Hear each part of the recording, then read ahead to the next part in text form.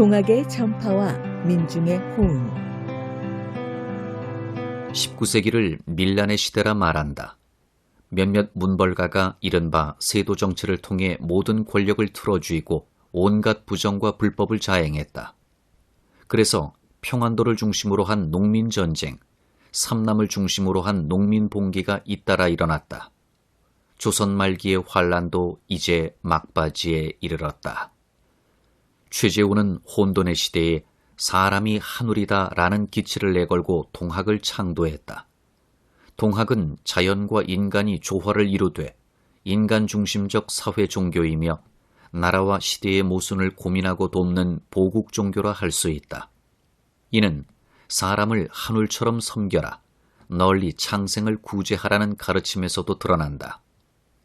농민군의 1차 봉기는 국가 수탈과 탐과 놀이가 없는 땅에서 사람답게 살자는 바람에서 전개되었다. 조선이 건국된 이래 가장 큰 규모의 민중봉기였다.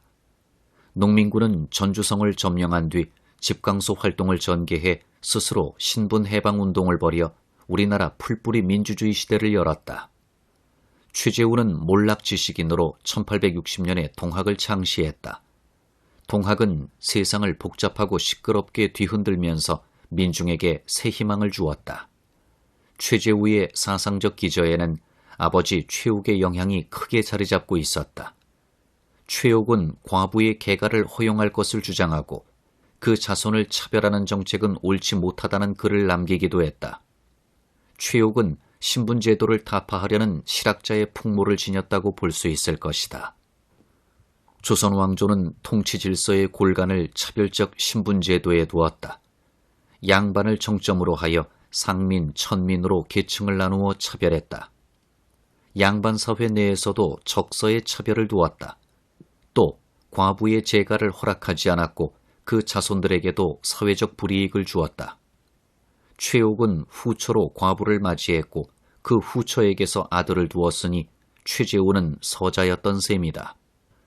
최재우는 의식 속에서 자신이 서자라는 관념을 떨쳐버릴 수 없었을 것이다. 이런 인식을 바탕으로 그는 계집종을 해방시켜 한 명은 며느리, 또 한 명은 수양딸로 삼았다. 한편 최재우는 젊었을 때 전국을 떠돈 적이 있었다. 그 무렵 일어난 삼남 농민봉기를 직접 목격했고 민중이 굶어 죽어 시체가 길거리에 널려있는 모습도 보았다. 그를 찾아오는 사람들도 바로 이런 신분계층이었던 터라 민중의 고통을 누구보다도 잘 이해하고 있었다. 최재우는 일종의 기도문으로 주문을 제시했는데 바로 시천주 조화정 영세불망 만사지였다. 그 뜻은 하늘님을 모셔 조화가 정해짐을 길이 잊지 아니하면 온갖 일을 알게 되니라 이다. 동학도들은 이 주문을 외워 마음의 안정을 찾고 주술적 힘을 얻었다. 이 주문은 최재우가 살아있을 때 경주를 중심으로 퍼져나가 경상도 내륙지방에서는 골골마다 들렸다 한다. 또 누구나 함께 평등한 세세상, 즉 개벽사상을 제시했다. 최재우는 당대 민중의 고통을 이해하고 어루만지는 새 종교를 제시한 것이다. 그러나 그는 이단의 가르침으로 정도를 어지럽혔다는 죄목으로 1864년 대구의 경상가명 앞거리에서 처형되었다. 여기에서의 정도는 유교의 가르침을 뜻한다. 잠시 최재우가 붙잡혀 처형된 과정을 살펴보자. 1863년 12월 안동김 씨가 세도 정치를 펴는 조정에서 그를 잡아들이라는 엄한 명령을 내렸다. 제자들이 이 정보를 입수하고 몸을 피하라고 했지만 최재우는 이를 거절하고 담담하게 잡혀갔다. 그는 서울로 압송될 때 포졸들에게 이끌려 25명의 제자와 함께 문경세제에 당도했다. 이때 세제에는 동학도 수천 명이 몰려 있었다. 그들은 포졸들의 손에서 그를 빼내려 한 것이었다. 여기에는 뒷날 영해사변을 일으킨 이필제도 끼어 있었다. 최재우와 그의 일행은 과천까지 끌려갔다 마침 철종이 승하해 대구 가명으로 돌아왔다. 국상 동안에는 서울에서 옥사를 벌이지 않는 것이 관례였기 때문이다. 최재우가 대구 가명에서 문초를 받을 때 그의 신도들은 대구로 몰려와 그를 구출하려는 움직임을 보였다. 여기에는 최시형도 끼어 있었다. 최재우는 다리가 부러질 정도로 모진 고문을 당했다. 그런 와중에도 그는 최시형이 대구 분해에 있다는 말을 듣고 재빨리 멀리 도망쳐라 라고 지시했다. 그리하여 최시형은 동학의 포덕을 위해 눈물을 흘리며 대구를 벗어났다. 최재우는 동학을 포덕한 지 3년여 만에 잡혀 죽었다. 최재우의 아내와 자식들은 풀려났지만 그의 제자 여러 명은 유배되었다. 하지만 최시형은 도망친 덕에 무사할 수 있었다. 최재우가 죽은 뒤 그의 아내와 자식들은 산속으로 몸을 피했고 최시형도 끝없는 자맹을 했다. 최시형의 열성어린 포덕에 따라 동학은 조정의 탄압에도 아랑곳하지 않고 전국으로 번져나갔다. 2대 교주가 된 최시형은 충청북도와 강원도 산골로 들어가 끝없이 포덕을 했다.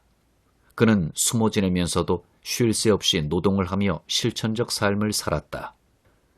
최시형은 거처를 정할 때 동네 입구가 바라보이는 집을 골랐다. 그는 마루에 앉아 집신을 삼으면서 동네 어귀에 눈길을 두었다. 머리맡에는 보따리를 놓아두고 잠을 잤다. 보따리에는 몇 끼 먹을 양식과 집신 몇 컬레, 숟가락, 그리고 스승의 글을 베낀 두루마리를 넣어두었다. 조금이라도 수상한 낌새가 보이면 보따리를 들고 뒷산으로 도망가기 위함이었다. 그리하여 최보따리라는 별명을 얻게 되었다. 그는 무엇보다 핍박받는 사람들에게 평등사상을 일깨워 주었다. 최시형은 적서의 차별 없애기, 어린이 사랑하기, 여성의 처지 개선하기, 양반과 상놈 구별 없애기 등 평등사상을 가르치고 실천했다. 평등사상을 좀 더 구체적으로 살펴보자. 최시형은 적서를 차별하지 말라고 강조하면서 사람은 하늘이라 평등이요 차별이 없나니라. 사람이 인위로서 귀천을 가리는 것은 곧 하늘의 뜻에 어긋나는 것이니 제구는 일체 귀천의 차별을 철폐해 선사의 뜻을 계승하기로 맹세하라 라고 가르쳤다. 그는 도인들이 적서를 구별하는 언서를 극구 말리면서 서자 출신에게 교단의 책임을 맡겼다. 많은 반대를 무릅쓰고 호남 좌우도 편의장에 서자 남계천을 임명한 경우가 이에 해당된다. 또 부녀자와 어린이를 두고는 나는 비록 부인 소아의 말이라도 배울 것은 배우며 조칠 것은 좇나니 이는 모든 선은 다 하늘의 말로 알고 믿음이니라 라고 가르쳤다.